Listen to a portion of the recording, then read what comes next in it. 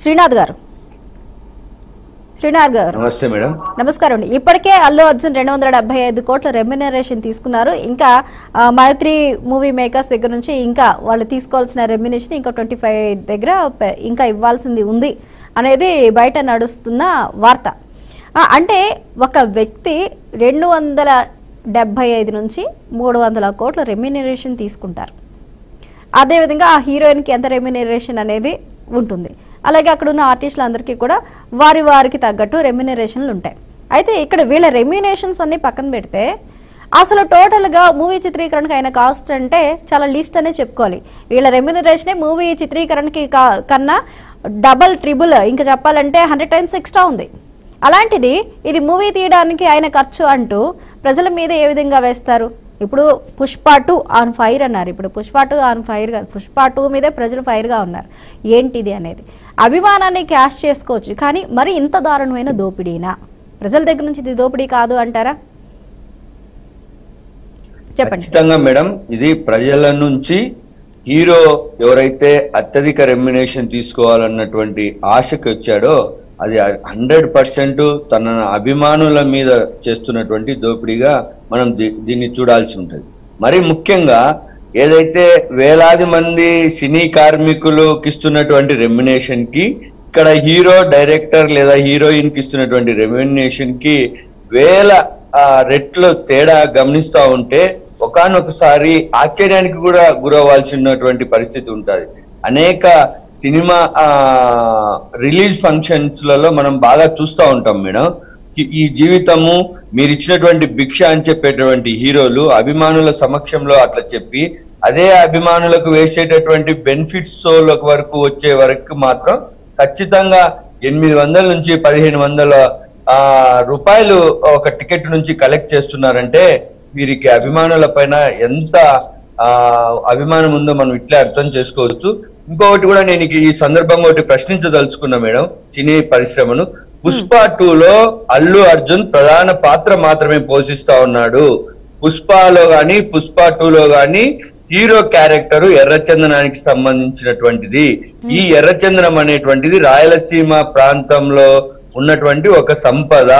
కాబట్టి రాయలసీమ సంపదను బూచిగా చూపి ప్రజలకు ఎంటర్టైన్మెంట్ చూపించేటటువంటి క్రమంలో ప్రజల నుంచి అభిమానుల నుంచి దోచుకుంటున్నటువంటి సొమ్మును ఖచ్చితంగా రాయలసీమ ప్రాంత ప్రయోజనాలకు వాడాల్సినటువంటి అవసరం ఉంది.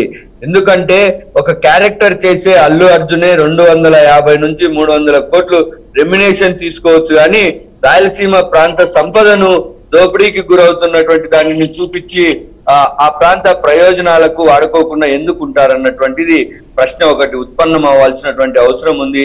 ఆ విధంగా పోరాడాల్సినటువంటి అవసరం కూడా ఉంది. మరొక వైపు ఏదైతే టికెట్ల పేరుతో ముందస్తు బుకింగ్లు జరుగుతున్నటువంటి తీరు చూస్తే చాలా భయానకరమైనటువంటి పరిస్థితులు కనిపిస్తున్నాయి మేడం. ఏంటంటే ఆన్లైన్ల గేమ్ పేరుతో వ్యసనాలకు గురవుతున్నటువంటి వారి పైన ప్రభుత్వాలు అనేక పరమైనటువంటి చట్టపరమైనటువంటి చర్యలు తీసుకోవడానికి ముందుకు వస్తా ఉన్నాయి. మరి అదే వ్యసనాన్ని ప్రేక్షకులపై రుద్ది కోట్లాది రూపాయలు వసూలు చేస్తున్నటువంటి సినీ పరిశ్రమ పైన ఎందుకు ఈ ప్రభుత్వాలు మెతక వైఖరి అవలంబిస్తున్నాయన్నటువంటిది మనం అర్థం చేసుకోవాల్సి ఉంది.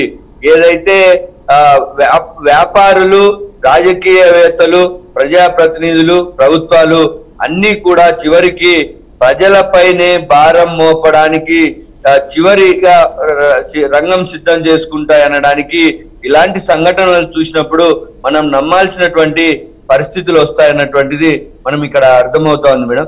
ముఖ్యంగా రేపు రిలీజ్ అవ్వాల్సినటువంటి సినిమాకు ఇప్పటికే భారీ స్థాయిలో అంటే ఏదైతే హీరో రెమ్యునేషన్ ఎంత అయితే ఉందో ఆ మేరకు ఇప్పటికే అడ్వాన్స్ బుకింగ్ల పేరుతో ఆ సినీ మేకర్స్ వసూలు చేశారంటే వారికి ప్రేక్షకుల పట్ల గాని ఆ ప్రేక్షకులకు అందించాల్సినటువంటి ఆ వినోదం పట్ల గాని కన్సర్న్ కాదు వాళ్ళది.